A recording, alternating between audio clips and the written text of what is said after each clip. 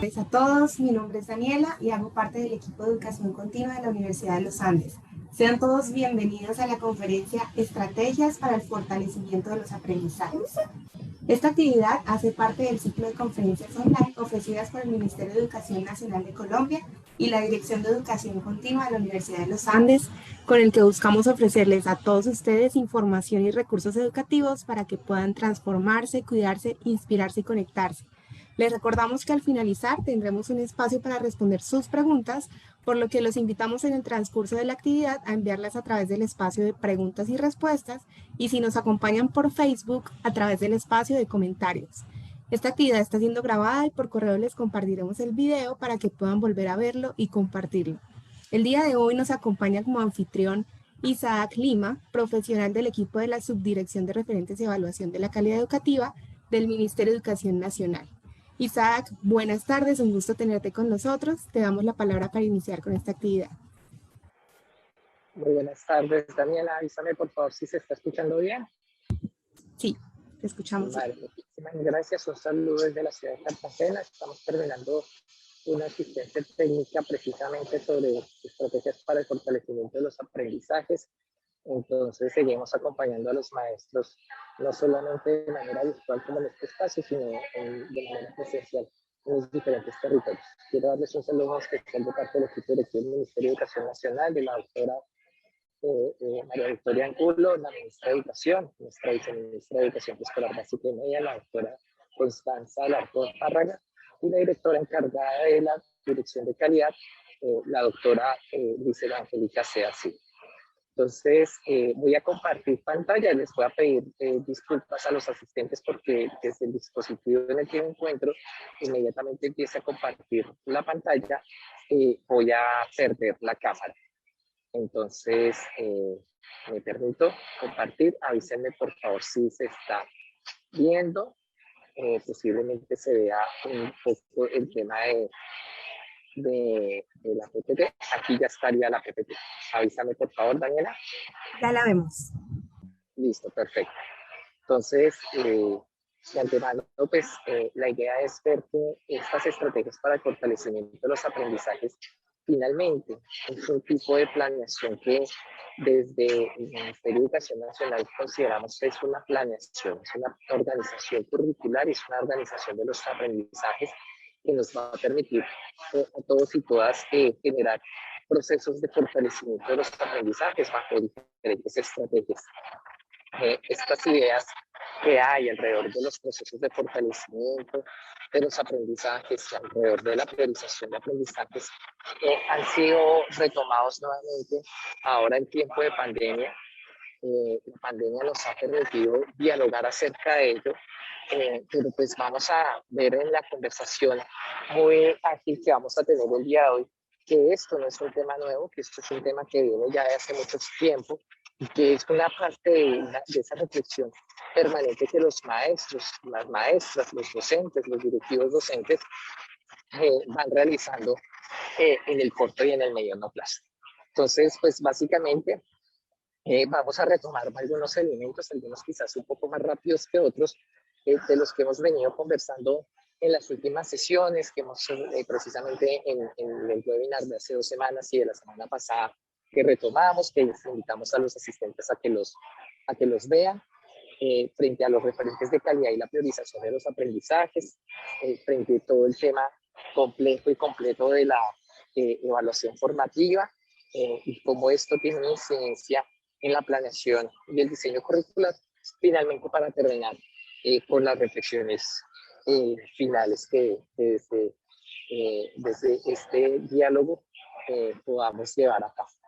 Entonces, tal como les estaba diciendo al principio, nosotros desde la Dirección de Calidad venimos hablando de priorización de aprendizajes, de flexibilización curricular, desde que inició la pandemia. No obstante, pues son estos referentes de calidad esos primeros elementos que debemos tener en consideración para la priorización. Son los elementos que nos generan unos criterios para la priorización. Y vamos a darnos cuenta que esta conversación no empezó el año pasado, no empezó en el 2020, cuando se inició la pandemia, sino que fue retomada, fue visibilizada un poco más, pero pues la tenemos presente desde la Ley General de Educación, desde 1994, cuando se establece la Ley General de Educación, y allí empezamos a establecer que el sistema educativo colombiano va a tener dos características fundamentales. Una primera característica es que el currículo no es único para el país, sino que este se va a adaptar de acuerdo a las características de los proyectos educativos institucionales, de acuerdo a los contextos y de acuerdo a la autonomía institucional. Esto significa que Colombia tiene una riqueza cultural y diversificada que nos permite pensar en una diversificación del currículo y comprenderlo más allá de una propuesta para un solo país, sino que se va articulando con las diferentes políticas, con las diferentes necesidades que se van dando al interior de los territorios. Y en la Ley General de Educación, junto con el tratamiento de la autonomía institucional, junto con el planteamiento de los elementos, por ejemplo, las áreas fundamentales y básicas y obligatorias, perdón, para básica primaria, para básica secundaria y para media, pues encontramos también que es el ministerio quien va a dar esas orientaciones para promover la reflexión acerca de los procesos de aprendizaje y de enseñanza por parte de los maestros. Y es por ello que pues, se empiezan a retomar algunos elementos curriculares y resultado de esa reflexión. Entonces empezamos a pensar más allá de los procesos de aprendizaje, de los contenidos. Empezamos a pensar, vamos más allá y empezamos a hacernos unas preguntas que son fundamentales. ¿Qué se debe saber? ¿Para qué se debe saber? ¿Por qué se debe saber? ¿Cuándo se debe saber? ¿Cuándo debemos saber matemáticas, competencias comunicativas, lenguaje, ciencias naturales, ciencias sociales? Y esto nos implica pensar en esa resignificación del saber. Y entonces, consecuencia de esa resignificación del saber, empezamos a emitir lo que los maestros conocen como lineamientos curriculares que desde 1998 nos acompañan en los ejercicios de planeación y tenemos entonces los lineamientos para preescolar, para matemáticas, para lengua castellana, ciencias sociales, ciencias naturales, educación física, educación artística y educación ambiental. Y entonces empezamos a tener ese acercamiento no solamente para ese saber que teníamos en la década de 1980, sino que empezamos a establecer también que es necesario que los niños y las niñas tengan un saber que se combine con el saber hacer y el saber ser. Y esto lo empezamos a articular con base en los procesos de gestión y de acompañamiento integral a nuestros niños, adolescentes y jóvenes. Y entonces a partir de allí, estos lineamientos, estas bases epistemológicas, estas reflexiones acerca de la naturaleza de las áreas específicas, acerca de las posibles metodologías, aporte de la manera en cómo se vinculan los contextos, empezamos a pensar y empezamos a darnos cuenta que es necesario generar unos aprendizajes que se deben priorizar. Y empezamos a tener a nivel nacional una conversación sobre una priorización de aprendizajes que va más allá de que el niño en tercero de primaria, el plan de matemáticas, debe saber sumar y restar fraccionarios, sino que se pasa a un saber en contexto, saber hacer y saber ser, que se va vinculando con ese desarrollo de competencias. Y entonces en el 2006 emitimos como consecuencia de esa construcción nacional, de esa construcción colectiva en el país, los estándares básicos de competencias. De allí entonces encontramos los estándares básicos de competencias en matemáticas, lenguaje, ciencias naturales, ciencias sociales y en competencias ciudadanas. Y entonces empezamos a ver que hicimos un primer ejercicio de priorización. Un primer ejercicio de priorización y de fortalecimiento de los aprendizajes que va a tener en cuenta los procesos de desarrollo de los niños y las niñas, que va a tener en cuenta las actividades rectoras que desde la educación inicial ellos empiezan a desarrollar, que van a tener en cuenta las oportunidades del contexto, que van a tener en cuenta los horizontes institucionales. Y entonces allí seguimos con ese trabajo y entonces empezamos a dar una serie de orientaciones pedagógicas para educación física, recreación y deporte, para la educación artística en básica y media, para la filosofía en la educación media, para la educación económica y financiera, para la movilidad segura en un enfoque de educación vial, para la educación inicial. Y esto es importante, estas orientaciones pedagógicas para la educación inicial son fundamentales porque le permiten dar un sentido y un significado a las trayectorias educativas, que realmente empezamos a hablar de trayectorias educativas completas, que realmente empezamos a visualizar y deslumbrar y reconocer que los niños y las niñas empiezan a aprender inmediatamente nace el aprendizaje, tal como lo veíamos en el foro educativo del 2020, es un proceso que se da a lo largo de la vida. Y entonces allí empezamos a generar otra serie de discusiones acerca de qué priorizar. Y entonces empezamos a tener un acercamiento a unos modelos de priorización de aprendizajes que se dan y que se evidencian, por ejemplo, en los derechos básicos de aprendizaje. Un ejercicio que nosotros consideramos ha sido muy valioso porque ha permitido a los maestros y a las maestras, específicamente el PTA, a tener un acercamiento hacia unas reflexiones pedagógicas sobre qué enseñar, el por qué enseñar, para qué enseñar, cuándo enseñar. Y consecuencia de ello, entonces empezamos también una lectura, consecuencia de esa discusión nacional que se dio alrededor de la comprensión de los derechos básicos de aprendizaje. Entonces empezamos a tener las mallas de aprendizaje en primaria para las áreas de matemática, lenguajes y ciencias naturales. Empezamos a tener unas bases curriculares para la educación inicial y unas matrices de referencia. Unas matrices de referencia que de alguna otra manera tienen esa incidencia en las pruebas estandarizadas, específicamente en las pruebas saber, que hasta ese momento se denominaban saber 359 y que ahora nuevamente incluimos el grado C. Entonces aquí empezamos a darnos cuenta que el Ministerio de Educación Nacional, al no proponer un currículo único, sí genera unos elementos, unos referentes de calidad, unas priorización de aprendizaje que puede ser sugerida, que permite orientar el ejercicio educativo en el país. Y pues finalmente, en el marco de la autonomía institucional, cada establecimiento educativo lo va apropiando y lo va focalizando a esas necesidades que va pasando alrededor de la gestión pedagógica al interior de ellos. Y entonces aquí viene un tema y es, bueno, ¿cómo nos preparamos para fortalecer los aprendizajes? Y entonces empezamos a encontrar que el centro del quehacer de los establecimientos educativos es la gestión académica. Y la gestión académica es un edificio conformado por diferentes elementos que ustedes pueden visualizar en la PPT que está presente en este momento. Por un lado, la gestión académica, entonces, ¿cómo nos permite generar elementos para el diseño pedagógico y curricular? Entonces, los establecimientos, a la luz de su proyecto educativo institucional, tienen como un insumo el plan de estudios, el enfoque metodológico, los recursos para el aprendizaje, la jornada, la evaluación. Pero también empieza a vincularse eso con el quehacer, con la práctica pedagógica de los maestros. Y entonces aquí empezamos a tener en cuenta esas mediaciones pedagógicas, esas interacciones con los diferentes recursos, esas estrategias didácticas, esa organización escolar, los posibles ambientes escolares que surjan en el interior de los establecimientos educativos y de los cuales muchos de ellos fueron el punto de reflexión que tuvimos durante la pandemia cuando teníamos el trabajo académico en casa. Aquí también tenemos esa gestión de aula. Entonces, ¿cuál es esa relación pedagógica entre los diferentes actores? ¿Cómo es la planeación? ¿Cómo son los estilos y ritmos de aprendizaje? ¿Cómo se da la evaluación en el aula?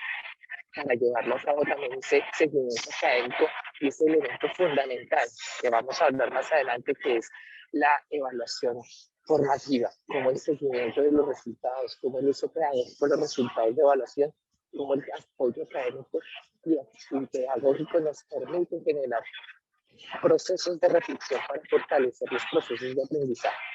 Entonces empezamos a tener esta gran estructura y finalmente lo que queremos y lo que venimos haciendo siempre de manera permanente y que es parte de ese desarrollo profesional de los profesores es pensar y reflexionar acerca de cómo las prácticas pedagógicas inciden en el fortalecimiento de los aprendizajes. Sabemos que los maestros a lo largo de la pandemia, a lo largo del trabajo académico en casa, han hecho eso de manera permanente. Entonces, en este sentido, es importante, bueno, reflexionar esto para los maestros. es importante, bueno, cómo desde la cuestión académica utilizamos los referentes de calidad para el fortalecimiento de los aprendizajes. Solo un elemento, no son el único. El referente de calidad, recuerden que no es a donde queremos llegar, es parte de ese horizonte que tenemos institucionalmente. Lo hablábamos aquí en la ciudad de Cartagena. Parte de uno de los referentes de la ciudad es el Cerro de la Popa. Y entonces el Cerro de la Popa me indica cuál es mi relación dentro de la ciudad. Así está, el Cerro de la Popa se convierte en un referente. Cómo los referentes de calidad se convierten en un elemento que está en el medio o alrededor, a un lado de la práctica pedagógica de los maestros en el interior de los establecimientos educativos y cómo nos queremos acercar, hacia dónde queremos ir. Y allí está el horizonte institucional. Tenemos el horizonte institucional y los referentes de calidad como elementos que son fundamentales. Y allí viene entonces un elemento fundamental y es el proceso de flexibilización curricular. Ese proceso de flexibilización curricular que nos permite hacer los ajustes al currículo que sean necesarios de acuerdo a lo que pasa cotidianamente. Nosotros empezamos a vivir diferentes formas de flexibilización curricular. Antes de la pandemia, seguramente no habíamos hecho explícito ese ejercicio, pero durante la pandemia empezamos a tener elementos de flexibilización curricular. ¿Por qué? Porque empezamos a pensar acerca del por qué enseñar, para qué enseñar, con qué enseñar, qué enseñar, cómo, cuándo, por qué y para qué evaluar. Y entonces empezamos a tener una serie de preguntas que buscaban poner a los niños y a las niñas en el centro de los procesos de enseñanza y de aprendizaje. Y allí empezaban a encontrarse las metodologías, las competencias, los propósitos, los fundamentos, los recursos, la evaluación. ¿Para qué? Para generar ese tránsito por la trayectoria educativa completa de nuestros niños, niñas, adolescentes y jóvenes. Y allí encontramos también un elemento fundamental y fue el que las niñas no están solas, tienen unos acompañantes. Están los padres de familia, están los maestros, están los acompañantes de ellos. Y entonces allí encontramos que esa flexibilización curricular son esos ajustes que nosotros hacemos para contribuir al proceso de desarrollo de aprendizaje de los estudiantes a la luz del contexto, a la luz de las necesidades individuales, no solamente las que los niños y las niñas plantean, sino las que nosotros como adultos identificamos que ellos tienen, las oportunidades de acceso, las características del territorio. Entonces empezamos a ver que esa flexibilización curricular implica un proceso de priorización de aprendizaje y de fortalecimiento de esos aprendizajes. Esto entonces nos lleva a esas preguntas y esas preguntas empiezan a darnos ya unos elementos y unas pautas para ese fortalecimiento de los aprendizajes. Entonces retomamos 4 preguntas fundamentales. ¿Por qué enseñar y para qué? ¿Cómo enseñar? ¿Con qué enseñar? ¿Qué? ¿Cómo? ¿Cuándo evaluar? Y entonces aquí la invitación es a que los maestros sigamos haciendo las preguntas. Andrea Vera, la compañera de la Dirección de Referentes y Evaluación, decía que las preguntas son las que nos permiten las movilizaciones al interior de las aulas de clase. Las preguntas son las que nos permiten las movilizaciones siempre, de manera permanente, en nuestra vida cotidiana como seres humanos. Preguntémonos, ¿qué tipo de adecuaciones son necesarias para realizar los objetivos y contenidos de su área? ¿Qué se requiere? Yo como maestro, ¿qué requiero? Yo como profesor de ciencias naturales, yo como profesor de ciencias sociales, ¿qué requiero para fortalecerlo? ¿Qué aspectos del contexto inciden para que la revisión y la priorización de los aprendizajes se pueda realizar? Entonces, aquí son las mismas necesidades, lo que sucede aquí en la ciudad de Cartagena con lo que sucede en el Amazonas. ¿Será lo mismo lo que pasa en las zonas rurales a lo que pasa en las zonas urbanas? Seguramente nos vamos a encontrar con diferentes formas y diferentes acciones a realizar. Y esos aspectos tienen unas incidencias distintas y diferentes en cada una de ellas.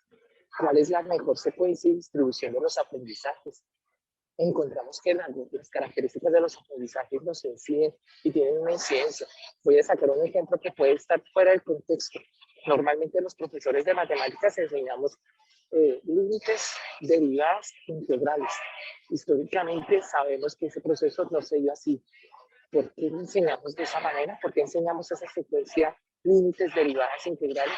¿Será que podemos generar otros procesos? ¿Será que podemos partir del área a llegar a las derivadas? Seguramente pasa lo mismo con otros procesos. físicos, químicos, sociales, lingüísticos, son fundamentales y que también tienen que ver con esas características del aprendizaje de los niños y las niñas. De qué manera aprenden, cómo aprenden. Y entonces aquí viene la pregunta de cómo enseñar. ¿Cuáles son esos escenarios que determinarán de manera más pertinente las interacciones y las experiencias de aprendizaje? Y la pandemia nos enseñó varias cosas. La pandemia nos enseñó que seguramente tenemos a disposición otra serie de recursos. Seguramente las mediaciones tecnológicas, seguramente los recursos virtuales y los recursos análogos pueden servir. Seguramente también los podemos descartar porque definitivamente en nuestra región no los podemos utilizar. Y entonces, ¿cuáles son esos materiales y recursos didácticos que se utilizarán? Y cómo los elementos tecnológicos, cómo la tecnología en sí, y aquí es importantísimo aclarar que no se está entendiendo tecnología igual a conectividad, igual a conexión a Internet, porque seguramente encontramos en el Amazonas lugares que no tienen luz eléctrica de manera permanente y podemos encontrar recursos tecnológicos que puedan emplear tanto los maestros como los estudiantes a la hora de llevar a cabo los procesos de acompañamiento, enseñanza y aprendizaje. ¿Qué cambios se pueden detectar en la forma como se desean promover las experiencias de aprendizaje? Y la pandemia nos ha permitido reflexionar qué elementos permiten. Hace en el Conectados con las Matemáticas que hicimos a mitad de este año, hicimos una pequeña encuesta que fue sorprendente. Los maestros de matemáticas aún consideran que no es pertinente el uso de la calculadora dentro del aula de clase. Digo, no, me sorprende porque seguramente hay unas razones que pueden explicar eso, pero qué tan bueno es que se pueda utilizar la calculadora, en qué momentos es pertinente, en qué momentos no, y entonces aquí se pueden generar unos cambios que nos permitirían tomar decisiones, con qué enseñar. Entonces, ¿cuáles son los elementos que van a incidir en esa decisión frente a los recursos a utilizar? Seguramente hace un par de años no teníamos profe en tu casa, no teníamos el canal Exploremos. Ahora sí, ahora podemos invitar a los niños y a las niñas a que escuchen la radio, a que vean la televisión, para llevar a cabo procesos de aprendizaje que sean significativos. Y también podemos modificarlos o podemos perfeccionarlos. Y también eso es una labor del maestro. No casarse con el libro de texto, no casarse con el programa de televisión. Todo apartados allí que me permitan fortalecer esos procesos que tengan una incidencia directa con las necesidades, con los intereses de los estudiantes. Y aquí viene pues también un ejercicio permanente de la evaluación. ¿Cuáles son las técnicas y cuáles son los instrumentos más pertinentes? ¿Qué rúbricas podemos llevar a cabo? ¿Qué aspectos se van a tener en cuenta en ese proceso de valoración? ¿Qué ajustes se pueden hacer al proceso de evaluación? Ese es el quehacer, ese es el saber profesional de los maestros y sabemos que en el territorio ellos siempre están pensando cómo reflexionar sobre ello. Y entonces encontramos que, en efecto, esa priorización, ese fortalecimiento de los aprendizajes viene dándose desde la Ley General de Educación. Entonces encontramos que tenemos, por un lado, que las áreas obligatorias y fundamentales se van a formar necesariamente que tengan que ofrecerse con las necesidades del currículo y con los proyectos educativos institucionales. Y encontramos también que una competencia se define como ese saber hacer flexible, que puede actualizarse en distintos contextos, para utilizar conocimientos en situaciones que sean distintas a las que se aprendieron. Y entonces allí nos permite alejarnos un poco del conocimiento y nos permite buscar respuesta, por ejemplo, para que aprendemos a hacer una separación por sílabas cuando estamos aprendiendo a leer y a escribir. Y seguramente encontramos que ofrecen un sentido si tiene una aplicación en la vida cotidiana. Y quizás encontramos un sentido en identificar patrones y regularidades a la hora de generar procesos de escritura que tienen que ver también con ese desarrollo de pensamiento matemático, y de alguna u otra manera, directa o indirectamente, desarrollan los niños a medida que van creciendo. Y entonces encontramos que el aprendizaje se entiende como ese proceso continuo de interacción entre los desarrollos y las competencias. Y aquí parte un elemento fundamental. Hay unos aprendizajes previos, hay unos saberes previos que sirven como plataforma para explorar, para construir conocimientos, relaciones y experiencias. Y entonces el aprendizaje es un proceso activo. Usted le enseña a encimar al niño o a la niña, usted le enseña a contar al niño o a la niña, y el niño y la niña antes no sabía nada. No es cierto que no sepa nada sobre cómo contar. Seguramente tenía esa noción, seguramente la manejaba. No era consciente de ello, pero también implica que no necesariamente si usted le enseñó a contar, cómo contar, el niño aprendió a contar, sino que seguramente necesitan otras experiencias de aprendizaje para ir afianzando ese determinado conocimiento, este determinado saber. Entonces, aquí viene también algo importante y es esa reflexión de todos los conocimientos, todos los aprendizajes los podemos valorar de la misma manera, podemos evaluar a los niños y a las niñas de la misma manera, quizás sí, quizás no. Esas respuestas empiezan a tener una incidencia directa con lo que ocurre allí dentro del contexto.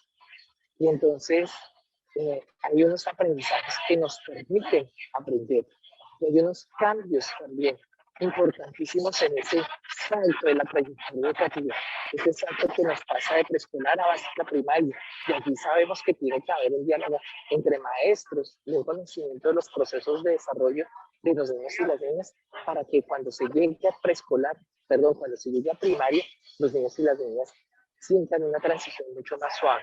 Seguramente pasa lo mismo con la educación básica y secundaria, de básica primaria a básica secundaria, de secundaria media, de media hacia la universidad.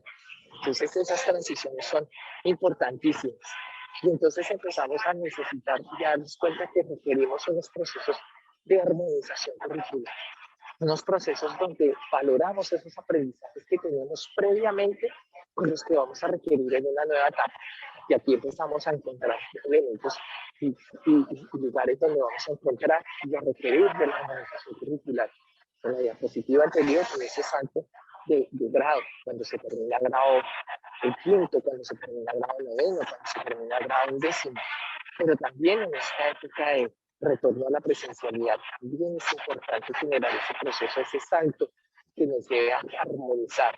Y allí empezamos a ver que una aproximación a esa armonización curricular son esas adaptaciones al currículo que se fortalecen en los procesos de acompañamiento, enseñanza y aprendizaje en este momento de presencialidad plena, pero que van a tener en cuenta esos ajustes que se hicieron para el trabajo académico en casa, para el trabajo académico en la alternancia, y que se van a buscar fortalecer los procesos de enseñanza-aprendizaje y que tienen en cuenta los roles y las acciones que desde el equipo de docentes, directivos docentes, secretarías de educación y Ministerio de Educación Nacional se van a generar. Entonces, en este sentido, entendemos que esos procesos de flexibilización curricular, esos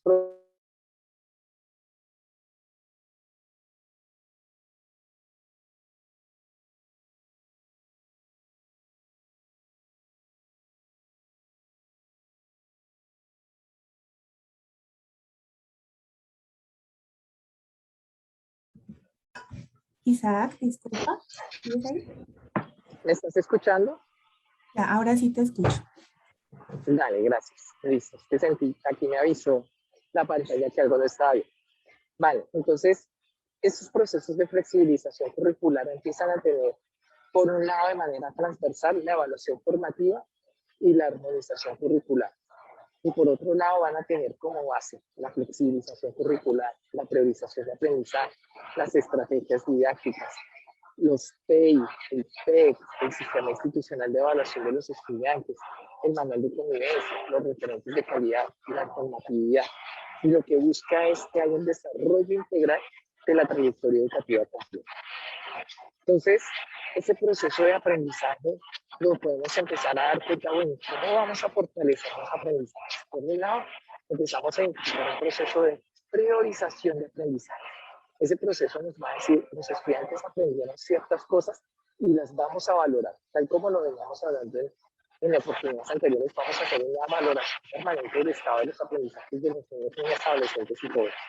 Y entonces empezamos a darnos cuenta que podemos generar unos elementos fundamentales y es, bien, vamos a querer, por ejemplo, que los niños comprendan textos que tengan diferentes formatos y finalidades, pero también vamos a generar estrategias de cálculo y de estimación para resolver problemas en situaciones aditivas y multiplicativas.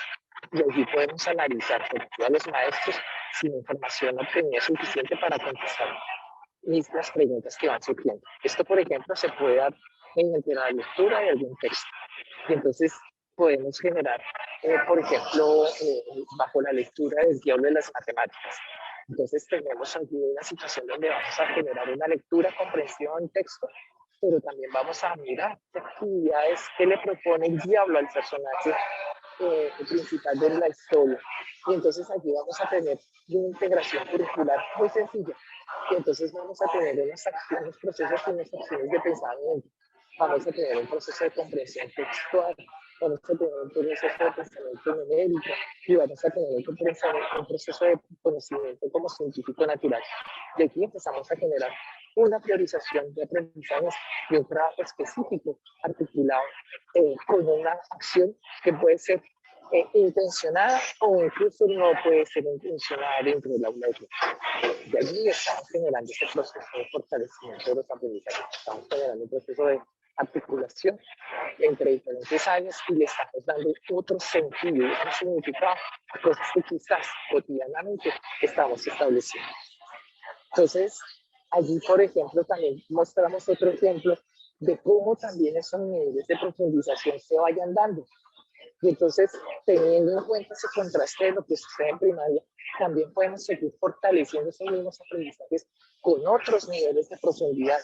Y entonces vamos a tener una relación uno a uno entre los estándares básicos de competencias y entre las acciones de pensamiento que están aquí. Entonces ya para octavo noveno empezamos a dar cuenta que vamos a comprender e interpretar textos. Y vamos a tener el funcionamiento de la lengua en situaciones de comunicación y el uso de estrategias de lectura y el papel del interlocutor y del contexto. Vamos a poder resolver problemas simplificando cálculos y propiedades y relaciones de los números reales y relaciones y operaciones entre ellos. Y posiblemente vamos a proponer y sustentar preguntas y cómo se van a compartir con otras y con las preguntas de teorías científicas. Y allí podemos generar una lectura un poco más profunda.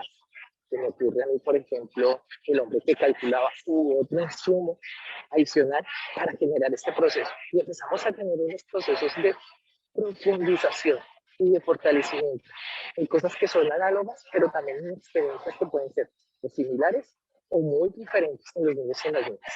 Y allí nuevamente vamos a tener esas mismas acciones y esos mismos procesos de pensamiento que se buscan desarrollar en ellos.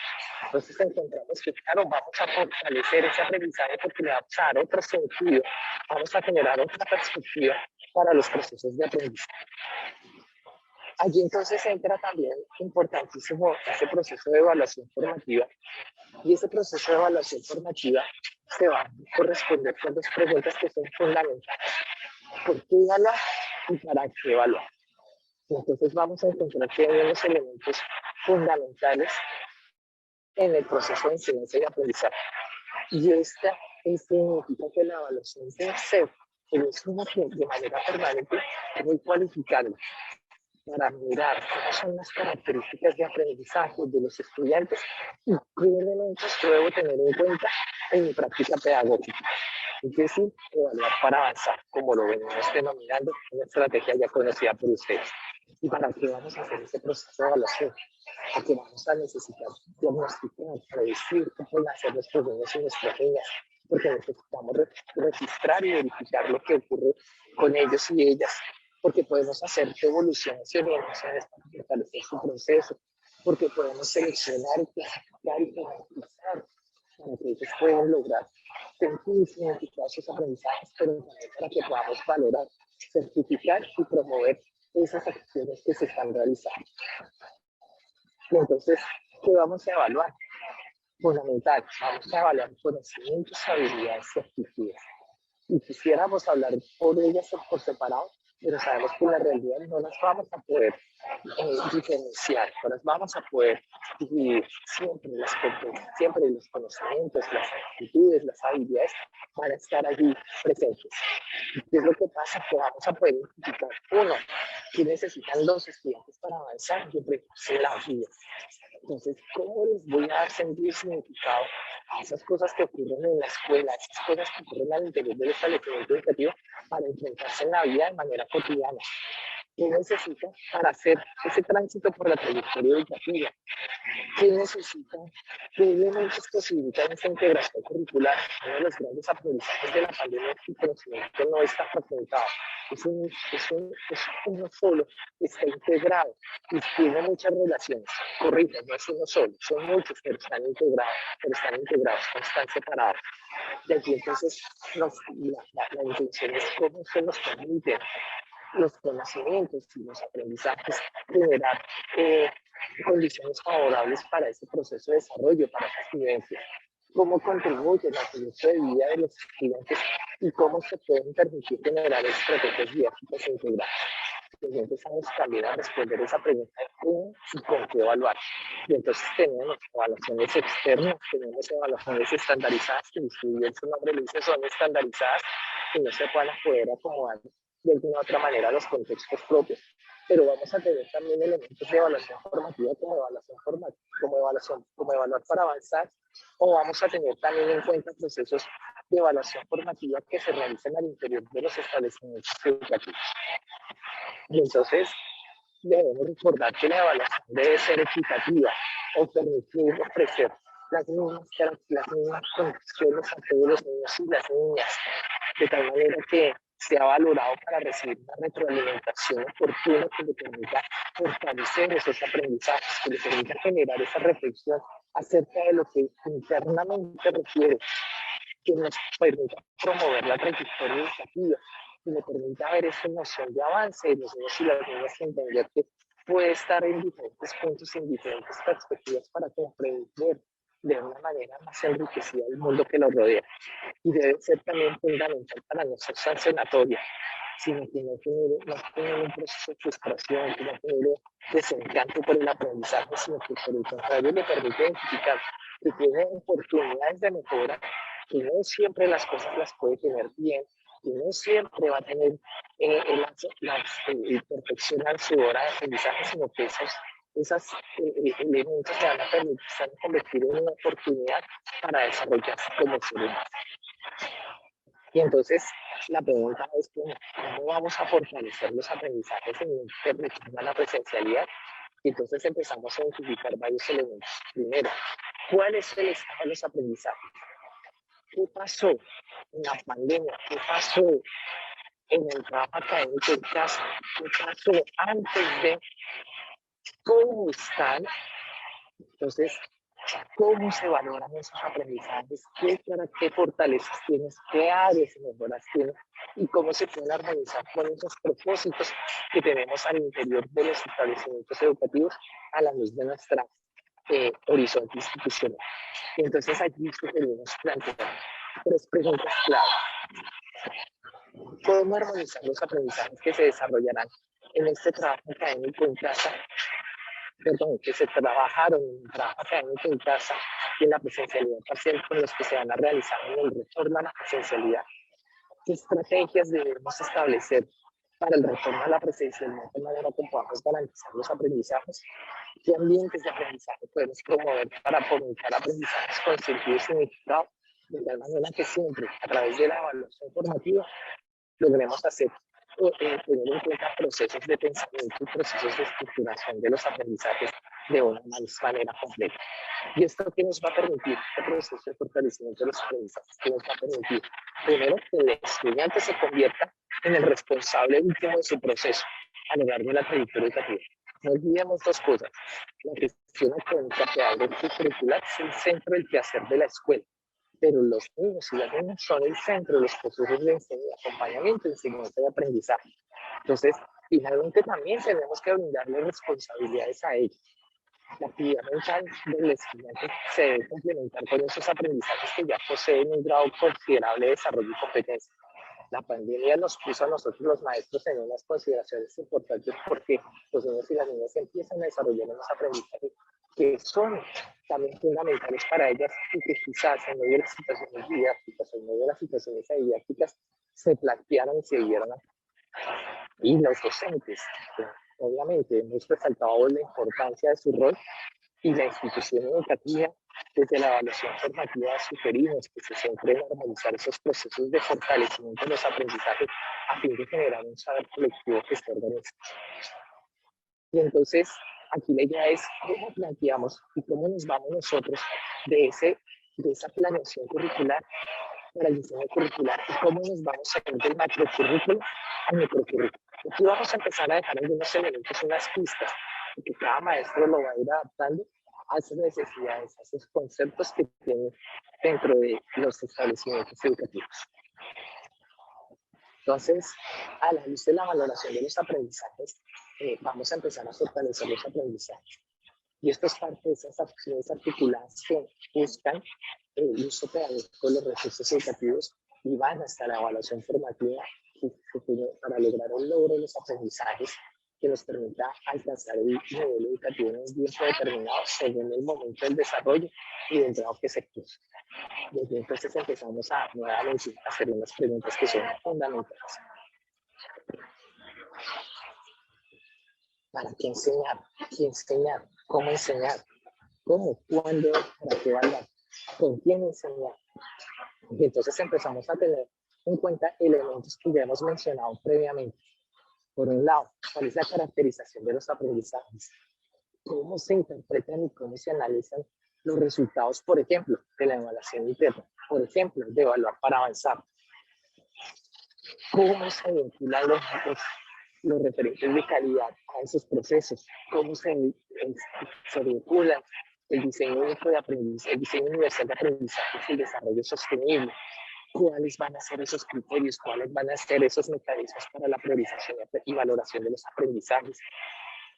¿Cuáles van a ser esas estrategias didácticas? ¿Cuáles son esas opciones didácticas que nos permiten generar oportunidades de aprendizaje a los niños y a las niñas? Como la evaluación formativa del cual lo venía hablando, nos permite generar estrategias de seguimiento, valoración y acompañamiento de los aprendizajes. Y cómo los docentes vamos cualificando nuestras prácticas, porque aquí viene un proceso de una incidencia de la cual vamos a empezar a establecer poco a poco diálogos y es cómo este proceso de fortalecimiento de los aprendizajes tiene una incidencia directa en el proceso de desarrollo profesional de los profesores. Entonces, como también nosotros como maestros estamos aprendiendo en laboratorios pedagógicos, estas experiencias de webinar nos han mostrado que los maestros aprenden también en ayuda con el padre. Se generan redes de aprendizaje para solucionar la pregunta, ¿cómo lo hace? ¿Cómo lo logra? Y entonces podemos empezar a generar profundización en estrategias didácticas como por ejemplo el aprendizaje basado en problemas, como por ejemplo el aprendizaje basado en proyectos, como por ejemplo el aprendizaje basado en retos.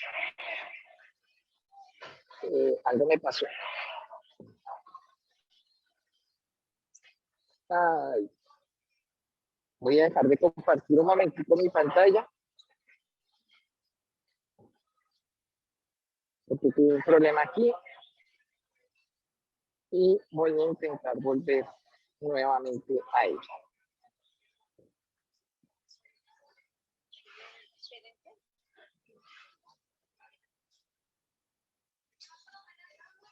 Pero no, espera, me toca solucionar un problema interno porque se me cerró la PPT.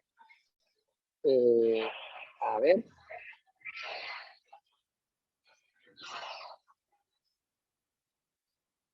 A ver.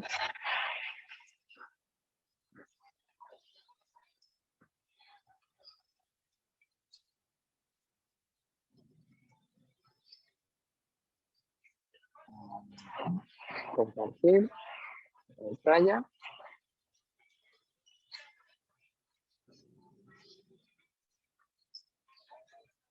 Y abrir el PDF. Bueno, Daniela, ¿se está viendo? Sí, ya la vemos. Listo. Entonces tenemos que esos aprendizajes priorizados, el fortalecimiento de los aprendizajes se va a dar a partir de unos aprendizajes que nuevamente priorizamos y allí vamos a entender entonces ese uso de intencionalidad de recursos educativos y la función didáctica de los recursos, cualesquiera que sea, para ese desarrollo de competencias. Y esto entonces van a entrar a incidir los docentes, los directivos docentes, los estudiantes y los padres de familia.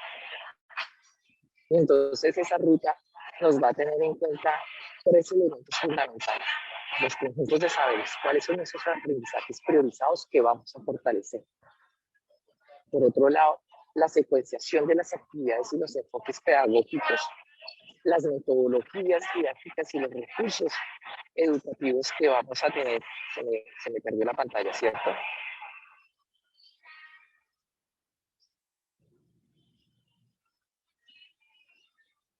Y las metodologías didácticas y los recursos educativos de los contenidos que están relacionados.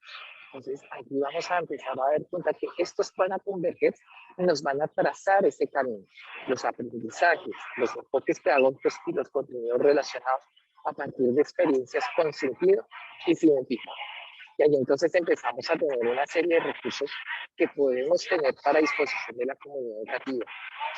Canales Provenos, Profe en tu casa, las propuestas disciplinares, educar, evaluar para avanzar, aprender digital, entre otras tareas. Y entonces es importante que tengamos en cuenta que estos procesos de aprendizaje no solamente están referidos a ese saber o a ese saber hacer, sino también a ese saber ser.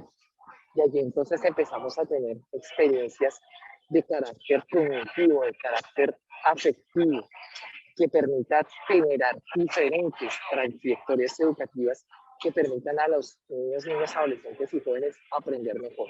El aprendizaje se da mediante esa interacción entre un saber específico y diferentes experiencias que lo acerquen a él. Entonces, ya con eso queremos empezar a terminar. Sabemos que hay otros elementos que tenemos consideración, pero que no queremos repetir, que ya hemos hablado previamente, de acuerdo, por ejemplo, a lo que evalúa valor para avanzar, a lo que valora, a lo que va a tener en cuenta, a cómo los recursos educativos, de los cuales ya hemos mencionado en estos espacios, tenemos. Y allí entonces queremos dejar a los maestros una serie de preguntas, de elementos para la reflexión. Primero, siempre ese fortalecimiento de los aprendizajes nos va a permitir aportar a la reducción de brechas en el aprendizaje. Por otro lado, la flexibilización curricular nos va a permitir acortar y entender las necesidades de los aprendizajes de los estudiantes para poderlos priorizar y para poderlos fortalecer. Tercero, el rol de la familia va a ser fundamental en ese acompañamiento a los procesos de desarrollo y aprendizaje. Y finalmente, la innovación educativa, entendiendo como esas apuestas didácticas y mediaciones pedagógicas que nos permitan fortalecer los aprendizajes, finalmente van a ser un elemento clave para ese proceso de fortalecimiento. Entonces, estas conversaciones que hemos tenido en la semana pasada, en esta semana, van a ser claves y van a ser fundamentales para ese proceso de cómo vamos a generar planes de fortalecimiento académico y cómo estos elementos nos van a permitir a nosotros generar un proceso de fortalecimiento al interior de las aulas de clase. Ya con eso entonces quiero darles las gracias, quiero agradecerles a la universidad por este espacio y no sé si tengamos preguntas, voy a revisar aquí el chat si tenemos preguntas o comentarios.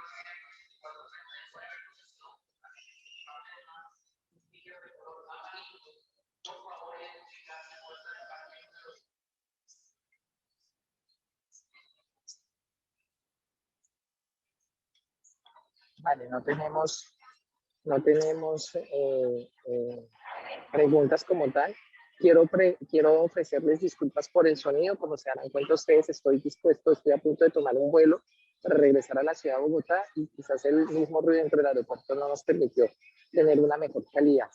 De antemano, pues solicitar disculpas por ello, pero también agradecerles a cada uno de ustedes por este espacio, por apoyar este proceso de reflexión que hay al interior de los establecimientos educativos.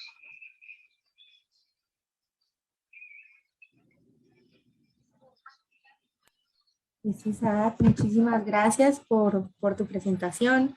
También a los asistentes, muchas gracias por acompañarnos y gracias a todas las personas que se conectaron a través de Facebook.